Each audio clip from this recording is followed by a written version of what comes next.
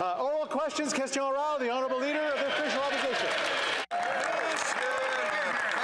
Mr. Speaker, yesterday the Bloc voted in favour of another tax increase by the Liberals to take money from Quebecers and give it to the centralizing government of this Prime Minister. And the Prime Minister thanked them literally after the vote with a thumbs up. Is that the Liberal Bloc coalition? Less money for Quebec home builders, less money for Quebec entrepreneurs, less for doctors and entrepreneurs, and more for the federal Liberal colossal government. Mr. Speaker, our government understands the importance of fairness. We understand that a teacher should not pay higher taxes than a multimillionaire. We also understand that our decision will give $3 billion to the province of Quebec, additional money that the province can use to invest in health care. But the Conservatives don't like health care. They don't like investments by the government. Mr. Speaker, this tax increase supported by the Bloc takes money away from doctors, forcing Quebec doctors to move elsewhere. The regions of Quebec will have fewer doctors during a cost of living crisis. The Bloc has voted to tax farmers more. The Bloc has voted for a tax on home builders. How is it that the Bloc and the Liberals want to tax Quebecers more to give more money to a big centralizing government in Ottawa? Mr. Speaker, Quebecers understand the importance of fairness. They understand that it is very important for a nurse to not pay higher taxes than the ultra-rich. They also understand that we need revenue to invest in healthcare, in daycares, and the province of Quebec needs that revenue as well.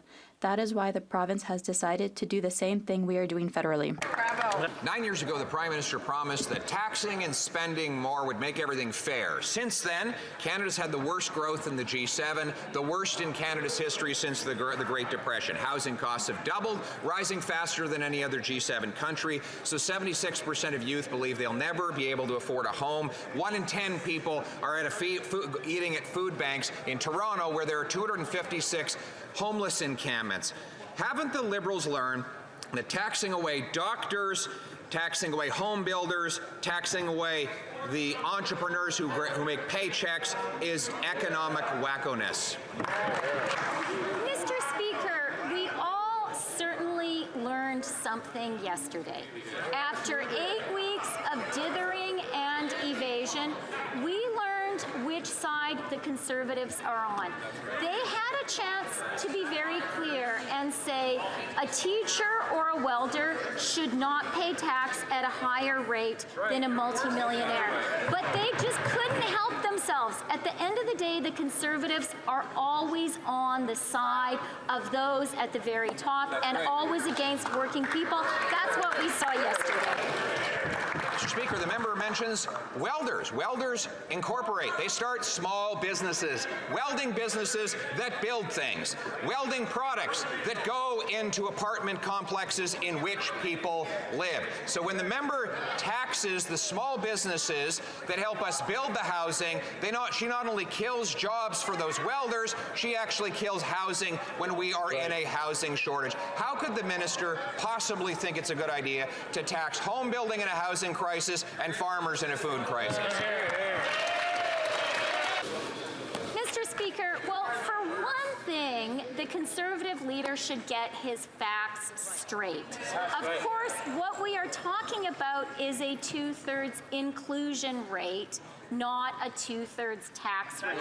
But he never bothers to actually get his numbers straight. What he also doesn't bother to do is to actually stand on the side of working people. He has been faking his support for workers, but yesterday workers learned where he really stands, and that is not with them. That's right. Speaker, taxing farmers during a food crisis, taxing home builders during a housing crisis, taxing away doctors during a healthcare crisis, and taxing small businesses during an economic growth crisis is economic vandalism. That's and right. Nothing less, Mr. Speaker. That is precisely why this minister has given us the worst growth in the G7, the worst growth for the next 40 years projected for the OECD, and 256 homeless encampments in her hometown. Isn't that the predictable result of her disastrous policies? Mr. Speaker, do you know what the average income in Ottawa Carleton is? Because I do. It is $58,400. The average person in Ottawa Carleton could only dream of earning $250,000 in a given year. But the Conservative leader thinks his average constituent should pay tax on their hard-earned salary at a higher rate than someone who is earning more than $250,000 in capital gains alone. Whose side is he really on? Exactly.